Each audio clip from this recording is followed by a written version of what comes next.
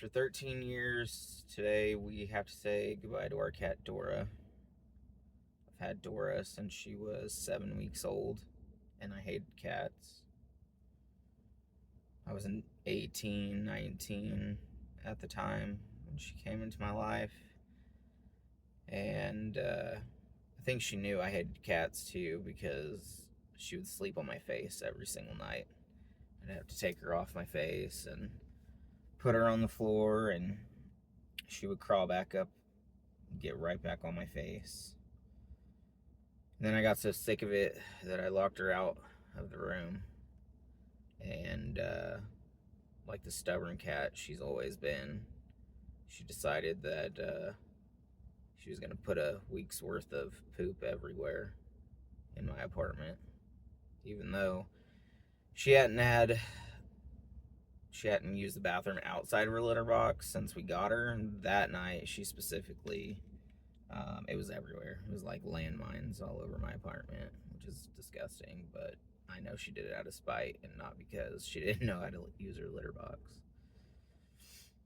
But 13 years with her, she's been through everything. Breakups, moves, a lot.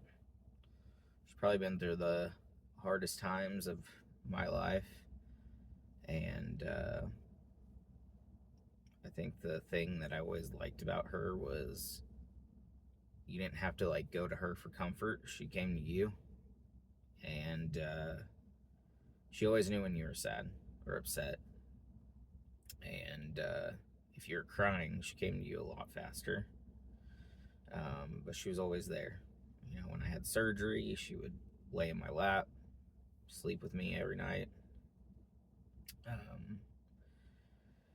When my wife came to live with us, she was like, I just want to buy Dora some cat food or like some wet food because I always gave her just like kibble.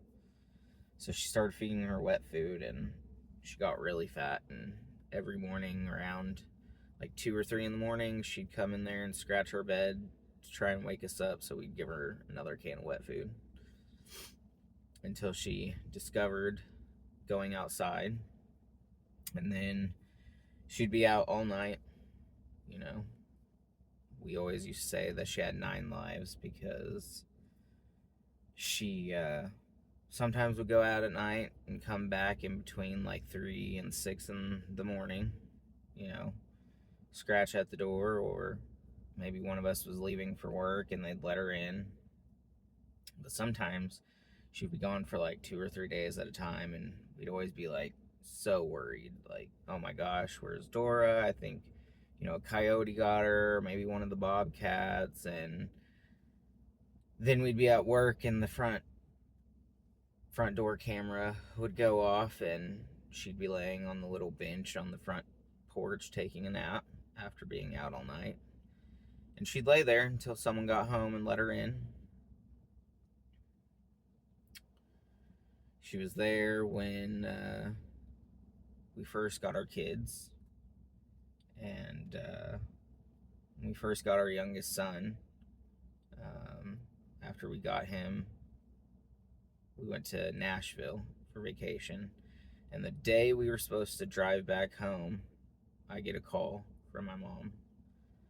And she said, Dora's stuck in the garage. We are calling the fire department to try and get her out. They're on their way. And it was April Fool's, so we thought it was just like a cruel April Fool's joke until she sent us the picture. And sure enough, from, you know, the back of her butt all the way down to her legs was trapped in between the garage door and the house. Apparently my brother was going in to feed them and she jumped up on the garage door when he had it open, and he closed it not knowing she was up there, and she slid in between the house and the garage door.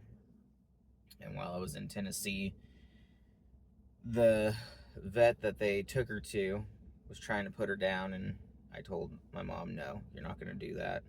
You're going to take her to my vet. Called my vet. They said they were going to keep her overnight and monitor her, and they did. And by the time I got back home, you know, she looked well. You know, she was walking and she couldn't jump up on a bunch of things, and she never went outside after that day. But as months and years went by, she started jumping up on more things, and she just never would let you touch her back there. I'm assuming it became sensitive.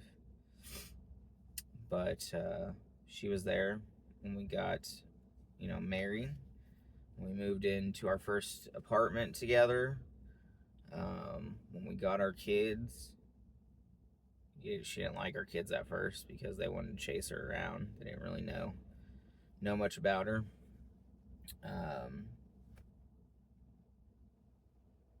She was there when we moved into our first house.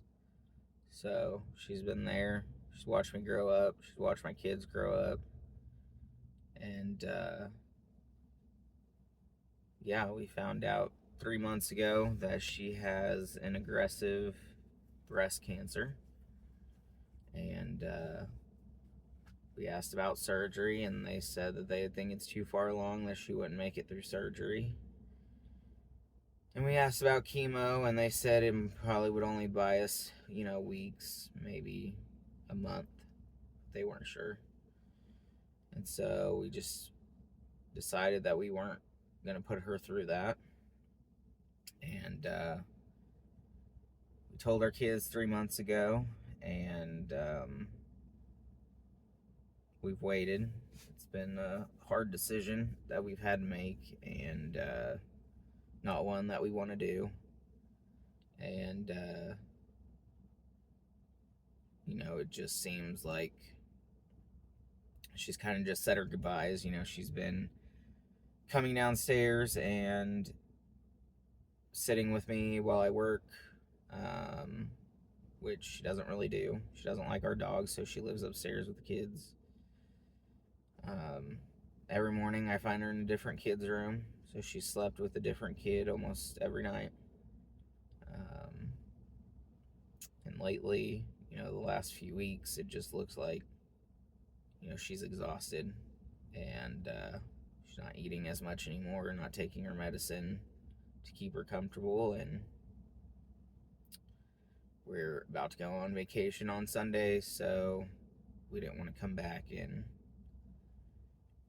she die alone. So told the kids last night, and they were sad.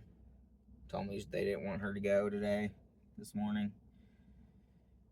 But I am sad. I'm really sad. But I just know it's what's right for her. So